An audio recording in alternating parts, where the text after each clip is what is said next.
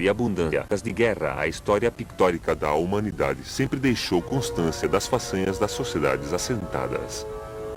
Há muitos quadros que refletem a forma em que aldeões e vizinhos de uma cidade celebravam suas festas ou a forma como se empenhavam em lutas. Existem abundantes ilustrações nas quais se vêem enormes castelos que construíam e ampliavam, ou as inumeráveis batalhas nas quais lutavam e morriam.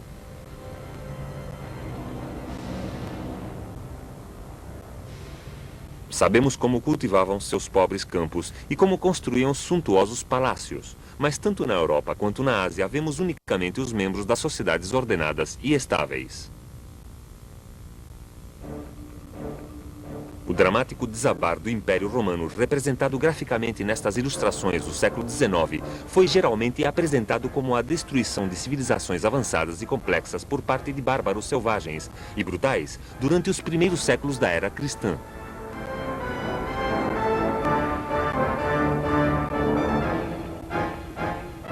No entanto, os invasores não se limitaram a destruir. Após a queda de Roma, os bárbaros empreenderam a tarefa de construir novas sociedades sobre as ruínas do passado. Alguns elementos destas sociedades, como a Igreja de Roma, eram tradicionais, mas outros eram novos, como o sistema social, mais tarde conhecido como feudalismo, que elevava a classe guerreira por cima das demais. Lamentavelmente, sobreviveu tão pouco deste período que reconstruir a história do fim do mundo antigo com detalhes é extremamente difícil. Por isso, alguns historiadores decidiram chamar a Idade Média a Era das Trevas.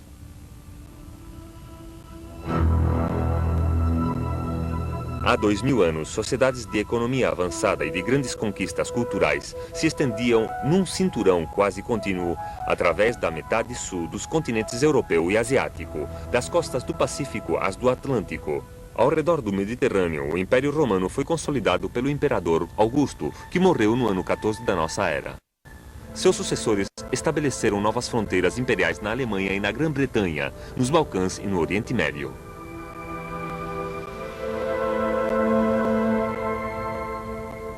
A expansão romana para o Oriente foi freada pelo Império dos Partos. Durante o século II da nossa era, Roma atacou os partos. Suas legiões obtiveram numerosas vitórias, mas nunca permaneceram tempo suficiente para consolidar o seu domínio.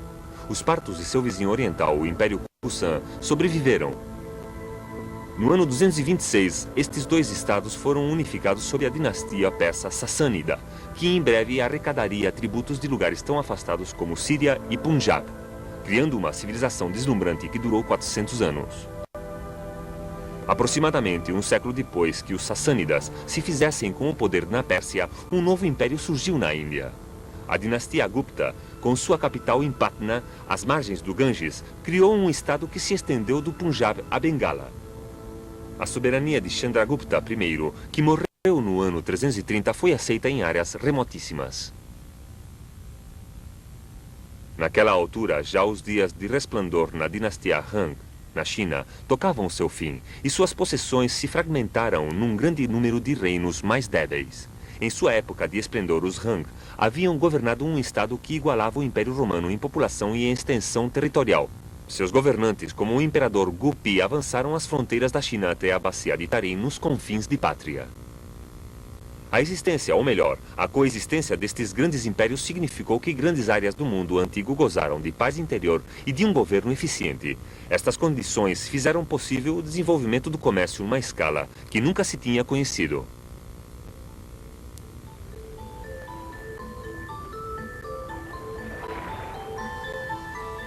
Em sua maior parte se tratava de comércio interior entre uma e outra província, mas houve também comércio exterior por mar e por terra. As mercadorias se moviam livremente, sobretudo de Oriente a Ocidente. Artigos caros e leves como a seda e as especiarias eram transportados em caravanas ou barcos como estes, que ainda comerciam no Oceano Índico.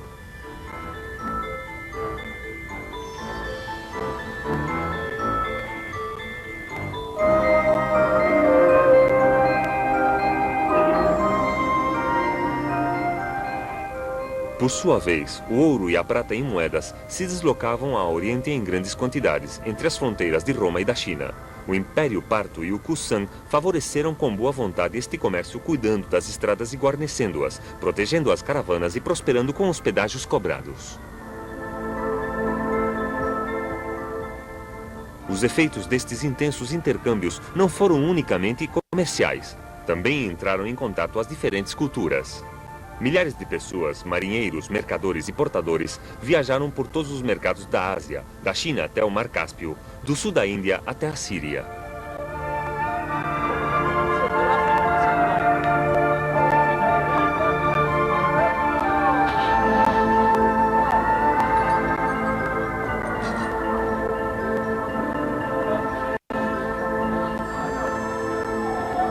Também houve missioneiros. O budismo se difundiu da Índia ao Extremo Oriente. O cristianismo foi implantado no sul da Índia, a chamada Igreja de São Tomás, e na Ásia Central, a Igreja Agnestoriana. No ano 100 da nossa era, existia uma cadeia quase contínua de sociedades avançadas prósperas que se estendiam da China ao Pacífico, através da Índia e da Pérsia até o Mediterrâneo, habitualmente um lago romano.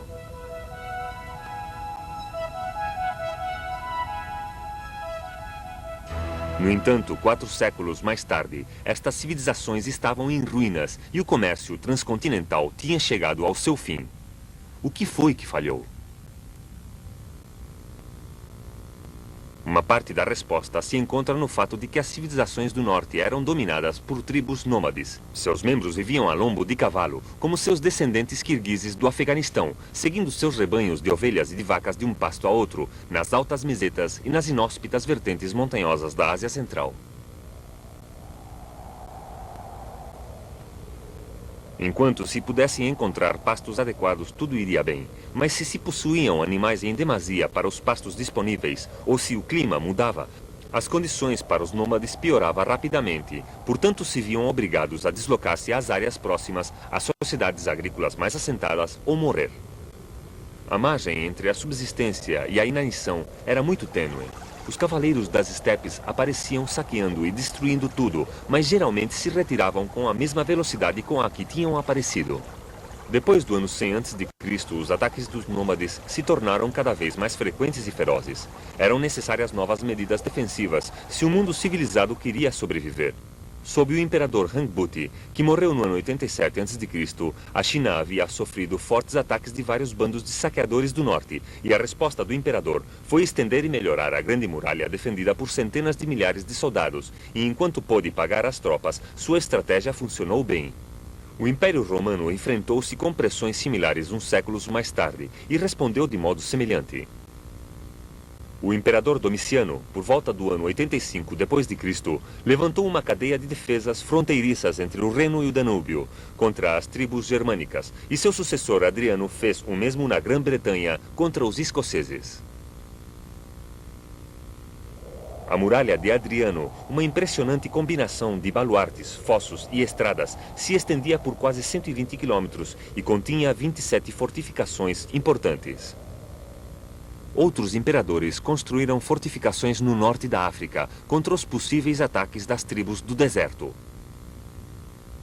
De vez em quando, as legiões também atacavam, invadindo novas terras, capturando prisioneiros que escravizam. Suas grandes façanhas nos Balcãs foram orgulhosamente esculpidas na coluna de Trajano, erigida em Roma no ano 115 d.C. Nela, os legionários aparecem como os galhardos defensores da forma de vida romana. Porém, seu papel e sua imagem em breve mudaria, já que com tantos soldados o gasto com os salários destes crescera absurdamente.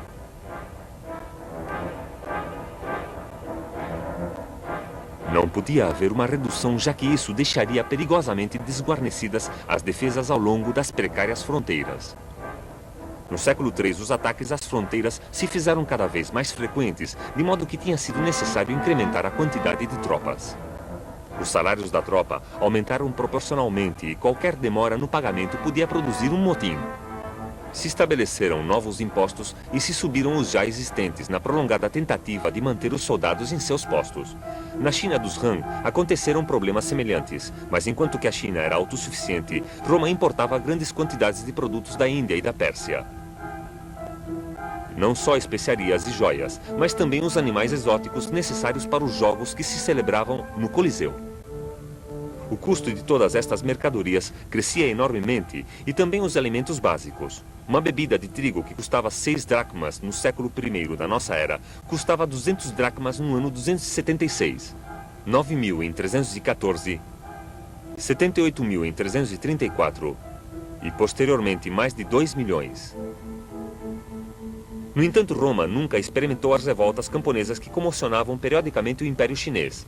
No ano 184 d.C., a revolta dos turbantes amarelos se deu nas províncias das terras altas de Sichuan e durou mais de 30 anos. E àquela altura já o poder na China estava em mãos de chefes militares regionais, que o mantiveram por mais de 3 séculos. A força do Império foi brutalmente debilitada pela epidemia de peste do ano 162 d.C., que se difundiu para o oeste ao longo das rotas comerciais intercontinentais, até chegar ao mundo mediterrâneo no ano 165. Marco Aurélio era o imperador na época da Grande Peste. No entanto, tal e como se vê em sua coluna em Roma, ainda conseguiu levar seus legionários à vitória contra os inimigos de além Danúbio. Tinha adversários como sempre os tivera, mas o poder de Roma ainda podia fazer-lhes frente vitoriosamente.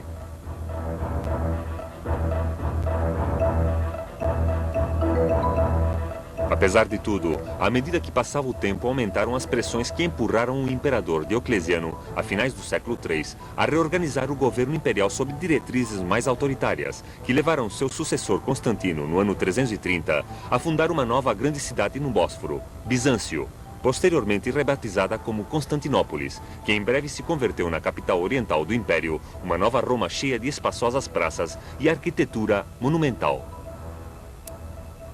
A divisão do Império em duas metades, Roma no Ocidente e Bizâncio no Oriente, já tinha tido lugar na época em que os bárbaros haviam retomado seus ataques, mas só uma das duas capitais sobreviveria.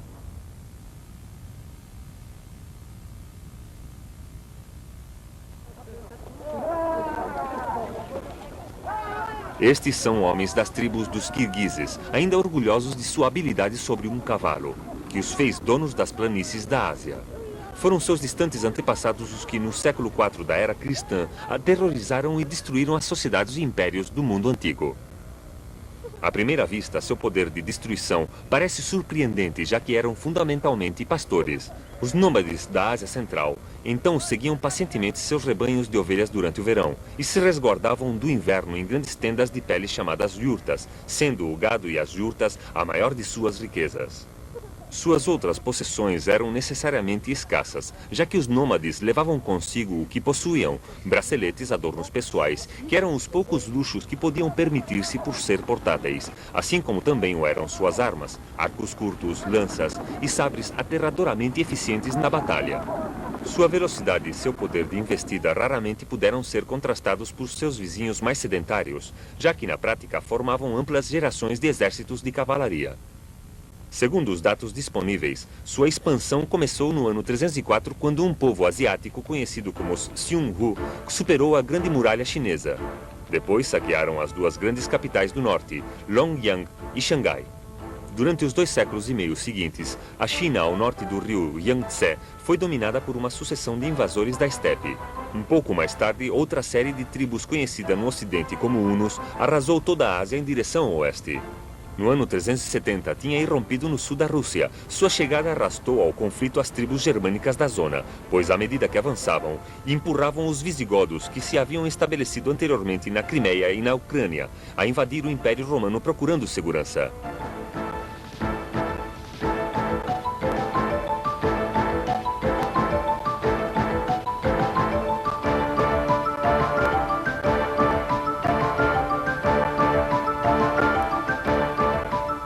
No ano 376, os visigodos ocuparam a Bulgária. 2 anos depois, uma batalha campal em Arneópolis, derrotaram e liquidaram várias legiões romanas. Os invasores vitoriosos se deslocaram na direção da Itália. Durante certo tempo, as legiões conseguiram detê-los, mas finalmente os visigodos conseguiram concretizar a invasão e no ano 410 assombraram o mundo apoderando-se da mesma Roma e saqueando-a. Deslocando-se novamente, estabeleceram o reino de Toulouse, que abrangia o sul da França e a maior parte do sul da Espanha. Enquanto as tropas romanas se preparavam para defender a Itália, outras tribos germânicas vislumbraram a possibilidade de cruzar o Reno, e os vândalos, os alanos e os suevos invadiram a Gália no ano 406 e a saquearam durante 3 anos antes de dirigirem-se à Espanha para fazer o mesmo. No ano 429, os vândalos invadiram o norte da África e Cartago caiu no ano 439. Em 455, os vândalos zarparam para Roma e, como feito por visigodos anteriormente, se apoderaram desta e a saquearam. Uma vez mais desguarnecida a fronteira norte do Império, outra vez a Gália foi invadida. Os borgonheses e os alemães se estabeleceram no sudoeste e os francos ocuparam grande parte do norte. A Grã-Bretanha foi atacada por levas de jutlanos, anglos e saxões, procedentes das terras do Báltico, e por volta do ano 440 parece que já se haviam instalado permanentemente no sul da Inglaterra. Londres deixou, então, de ser uma cidade romana.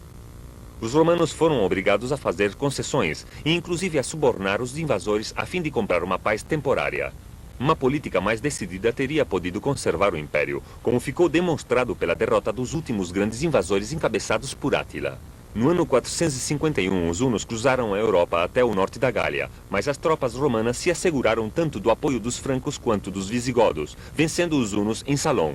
Em 451, irromperam na Itália detendo-se longe de Roma, ao invés de avançar, e se retiraram aos Balcãs. No ano 453, Átila morre. Reinou o caos até que os ostrogolos, outra tribo germânica sob o comando de Teodorico o Grande, invadiu a Itália no ano 488, onde fundaram um reino estável que duraria meio século.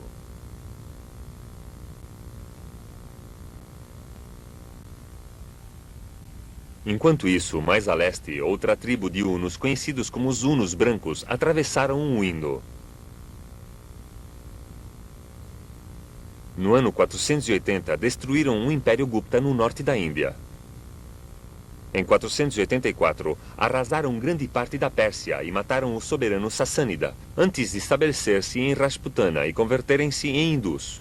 No final do século V, uma grande parte da Ásia Central estava imersa no caos. Como o Império Romano, o Ocidente se havia fragmentado em pequenos reinos. Os francos e os borgonheses na Gália, um reino visigodo na Espanha e um reino ostrogodo na Itália. Na Grã-Bretanha, pequenos estados anglo-saxões ao sul e no leste da Inglaterra. Na África do Norte, o reino dos vândalos continuava a ser uma força a levar em consideração.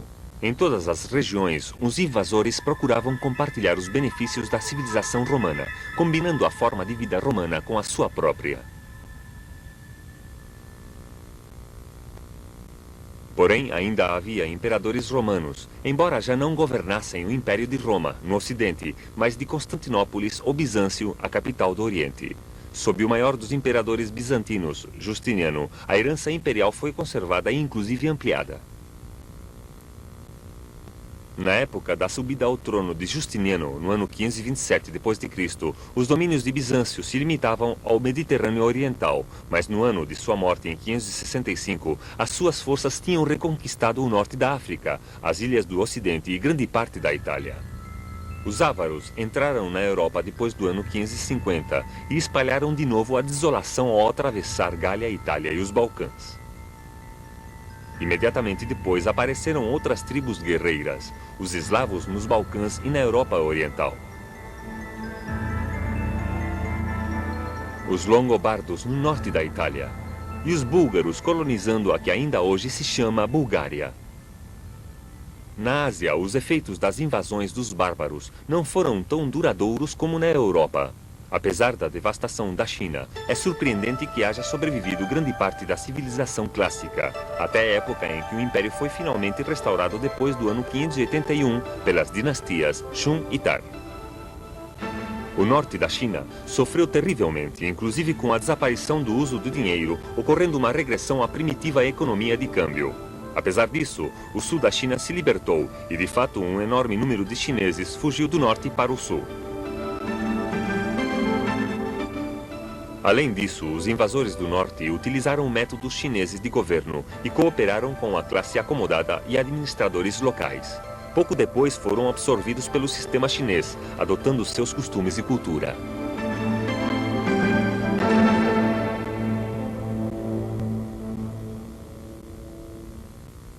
A mesma coisa sucedeu com os invasores da Índia, os Rajput, que ainda vivem em Rajputana e que são descendentes dos invasores hunos do século V. Foram absorvidos pelo sistema de castas indiano e se converteram ao hinduísmo, enriquecendo uma sofisticada cultura literária e artística.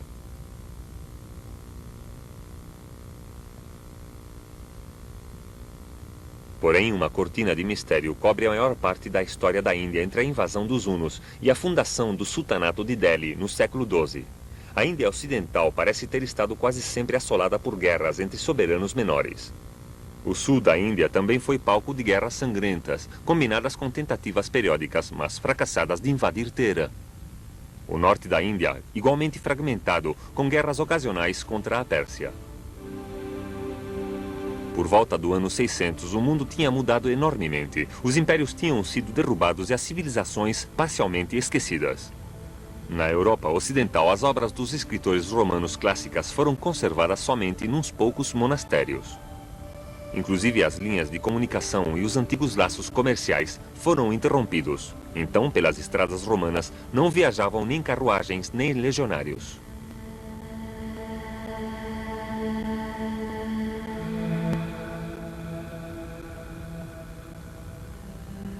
As grandes cidades, os símbolos supremos da civilização clássica, estavam prostradas.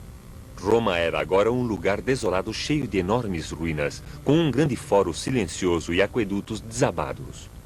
O mato crescia por todas partes. Naturalmente, a vida continuava e a agricultura continuava a ser a base tanto dos estados quanto das sociedades. No Ocidente, a gente abandonou as cidades para instalar-se no campo. Estas sociedades eram reduzidas, isoladas e vulneráveis, e o nosso conhecimento sobre elas é muito limitado. Não conhecemos a data exata na que os visigodos saquearam Roma no ano 410, talvez 14 ou 24 de março. Os documentos são ambíguos, e por que Átila não saqueou Roma em 450 continua sendo um mistério. Teria sido realmente pela intervenção do Papa Leão I, que, segundo a lenda, ameaçou o caudilho dos hunos com a vingança divina se continuava avançando? À medida que a Europa se recuperava e forjava novos sistemas políticos e sociais, o resto do mundo antigo era sacudido pelo nascimento de uma nova religião mundial, o Islã. Ao destruir o Império Sassânida da Pérsia e absorver sua riqueza, ao despojar o Império Bizantino de suas províncias mais ricas e depois avançar até as fronteiras da China, na Ásia Central, o Islã alterou completamente o equilíbrio das potências mundiais, convertendo-se inquestionavelmente na civilização mais dinâmica do seu tempo. Foi um marco na história do mundo.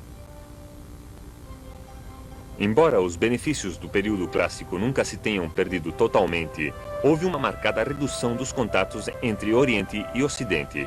Os discípulos do profeta Maomé fizeram retroceder os nômades, mas os diferentes estados muçulmanos criados por eles constituíram uma barreira para o intercâmbio cultural que não foi menos infranqueável. A Europa teve que depender dos seus próprios recursos e valer-se por si mesma. De momento, e durante muito tempo depois, o poço da história do mundo estará situado em outras regiões.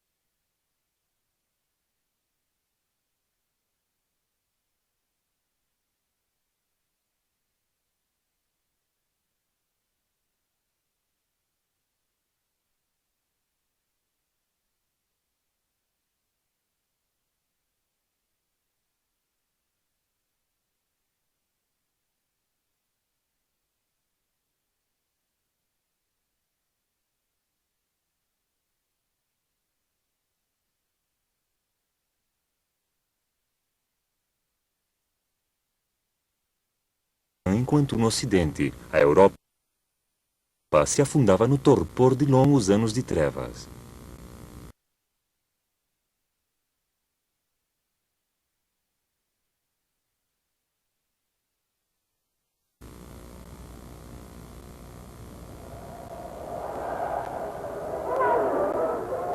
Recentes acontecimentos demonstram que, inclusive hoje, o poder magnético do Islã não diminuiu.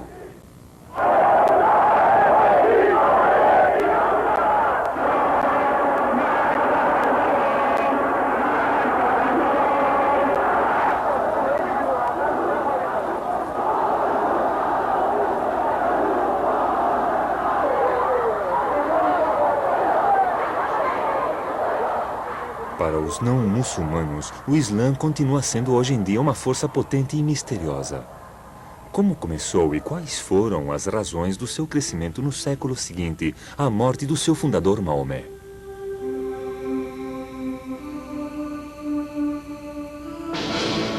Um século de conflitos entre bizantinos e persas tinha deixado os dois impérios débeis e vulneráveis. Como resultado destas contínuas guerras, as rotas comerciais ficaram interrompidas e os comerciantes começaram a enviar os seus produtos através do Mar Vermelho e da Península Arábica. Longas caravanas viajavam ao longo das costas da península, transportando os artigos de exportação da África e da Ásia ao Egito, à Pérsia e ao Império Bizantino. O comércio floresceu e uma das cidades árabes se converteu num próspero centro comercial, na encruzilhada das rotas que se estendiam até a Índia, Madagascar e Filipinas. Esta cidade era Meca.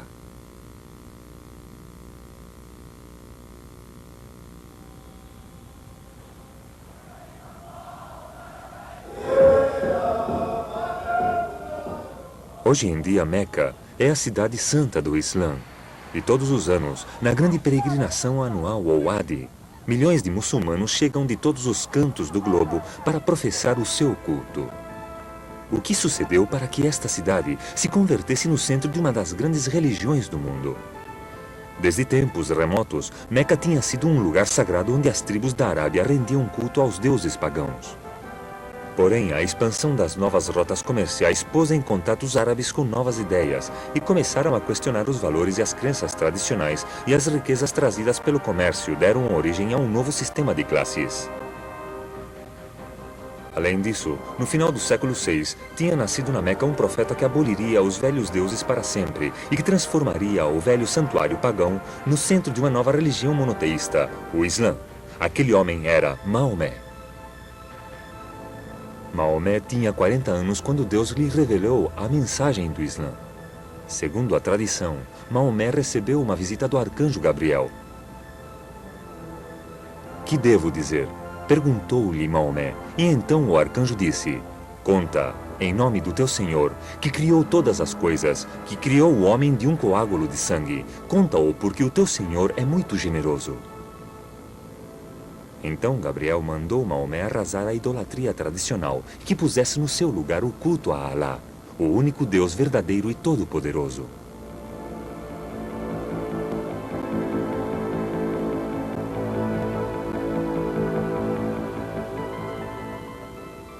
As revelações de Deus a Maomé estão escritas nas páginas do Corão, o livro sagrado do Islã. Este exemplar foi feito no século IX, em Caiuduan. As palavras do Corão são as palavras do próprio Deus.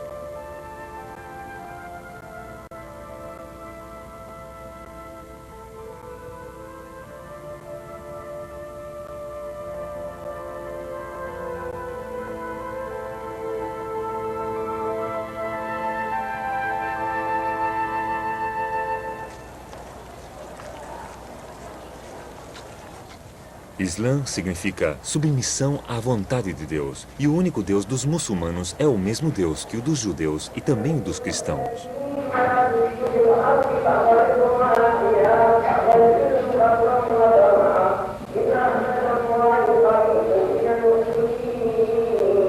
Os muçulmanos aceitam alguns dos profetas do Antigo Testamento, como Abraão, Isaac, Moisés e Noé. Aceitam o conceito do juízo final e reconhecem Cristo como profeta, embora não como filho de Deus.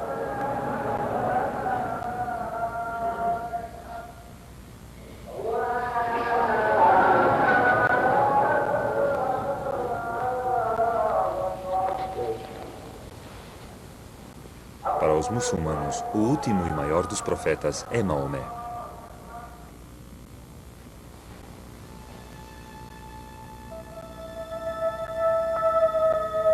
Na época da revelação, não obstante, a maioria da população da Meca preferia os velhos deuses, e Maomé fez muitos inimigos com a sua mensagem de submissão ao único Deus. O antigo santuário, a Kaaba, que continha mais de 300 pedras sagradas, estátuas e outros objetos, era uma grande atração. Muitos comerciantes achavam que a sua prosperidade estaria relacionada com a presença de peregrinos e vinham render culto. O ressentimento contra Maomé aumentou e ele e seus seguidores sofreram ataques e finalmente perseguições.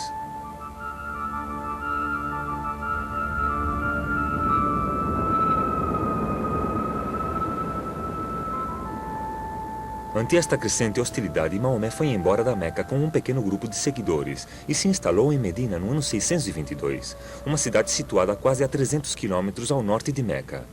A imigração a Medina, que se conhece como Hégira, marca o começo do calendário islâmico. Aqui, Maomé e seus partidários estabeleceram o primeiro Estado muçulmano e construíram a primeira mesquita no lugar que ocupa atualmente a Mesquita do Profeta, onde está enterrado Maomé.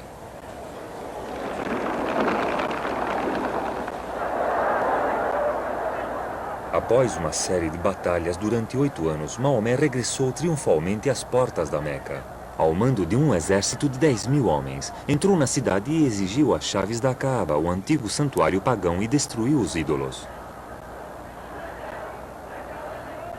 Depois, ordenou ao seu muezzin, ou guia espiritual, que subisse no telhado da Kaaba e chamar os fiéis à oração, em palavras que ainda hoje se ouvem do minarete de todas as mesquitas do mundo. Desde então, a Kaaba na Meca foi sempre o centro do mundo islâmico, e todo muçulmano ora em direção a Meca, onde quer que esteja.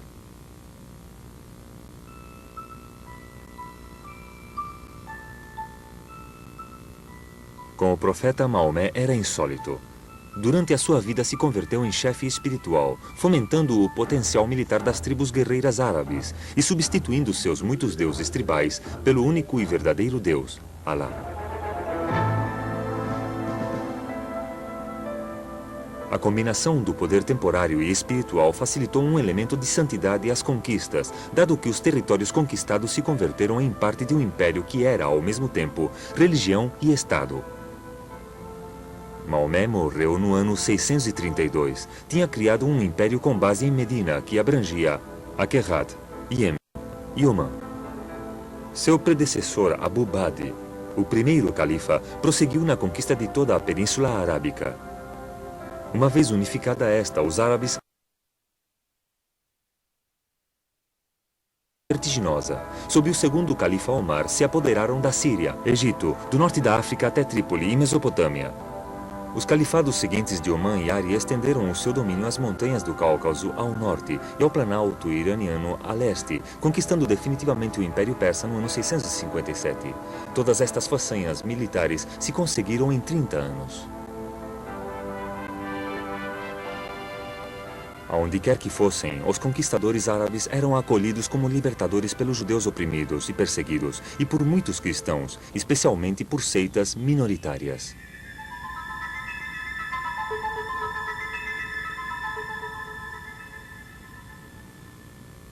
No entanto, as rivalidades que surgiram devido à sucessão de Maomé deram lugar a uma guerra civil.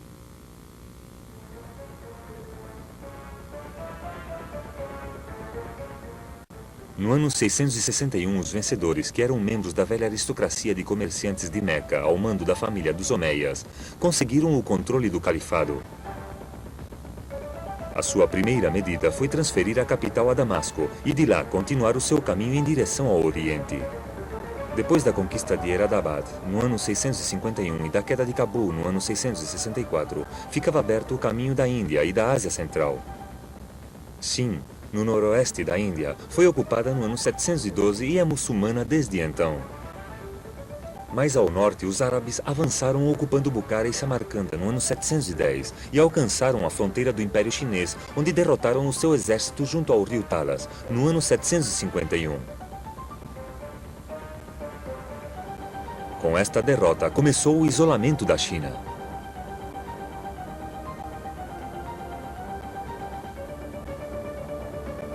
Nesta época, o Islã também se tinha convertido já numa potência marítima, ao ocupar os estaleiros.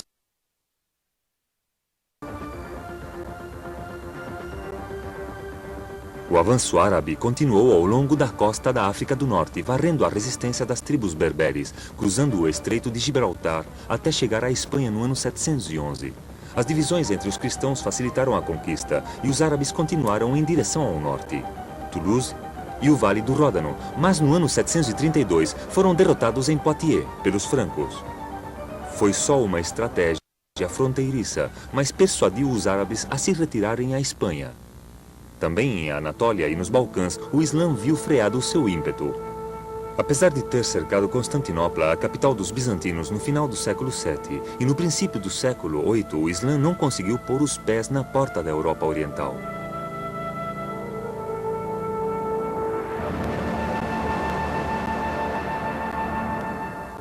Porém, isto não abortou de maneira nenhuma seus imensos avanços. O coração do império estava seguro. O Islã, como religião, avançava e os convertidos se multiplicavam por todas as partes. O acúmulo de tantas províncias diferentes sob um só governo estimulou o comércio e inaugurou um período de grande prosperidade. No entanto, o final deste período de expansão foi um momento crucial para o Islã. Os descendentes árabes dos seguidores originais de Maomé se encontravam em minoria em todas as cidades, presos dentro de suas cidadelas e guarnições, como esta de Caiguan, na Tunísia. E viviam confortavelmente graças aos tributos que cobravam dos povos submetidos. Não obstante, existia um descontentamento crescente dos não-árabes convertidos ao Islã, que tinham sido excluídos dos privilégios que desfrutava a classe dominante. Um pequeno número de árabes, na maioria soldados e funcionários, prosperava graças à destreza e à laboriosidade de milhões de pessoas conquistadas, muitas delas herdeiras de culturas mais antigas e elevadas. Maomé morreu sem deixar nenhuma indicação clara sobre a forma como seus predecessores deveriam ser escolhidos no futuro. E, tragicamente, começou um grande conflito, o mesmo que ainda divide o mundo islâmico. Os sunitas, a maioria, reivindicam que a autoridade do profeta passou aos califas, chefes da comunidade. Os xiitas creem que a autoridade de Maomé passou ao seu primo e genro, Ali, e aos seus descendentes, os imãs. Maomé tinha unido as belicosas tribos árabes, sob o estandarte do Islã, e a sua intenção era que os muçulmanos nunca fizessem a guerra entre eles. Mas, no entanto, 25 anos após a sua morte, começou o conflito pela sucessão do califado. Talvez não estivessem cheios de bombas e canhões como as numerosas guerras da nossa época, mas o custo em sofrimento humano foi elevado. Finalmente foi a Guerra Civil Árabe a que levou ao derrocamento dos Omeias no ano 750.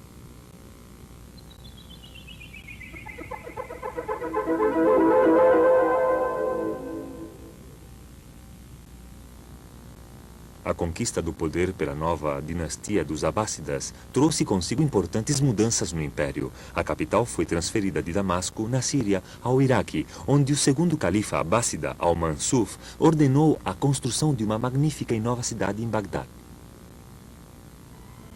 A mudança de capital anunciou o fim do domínio do Islã, já que a influência passou gradualmente das mãos da minoria árabe conquistadora às de milhões de muçulmanos não árabes.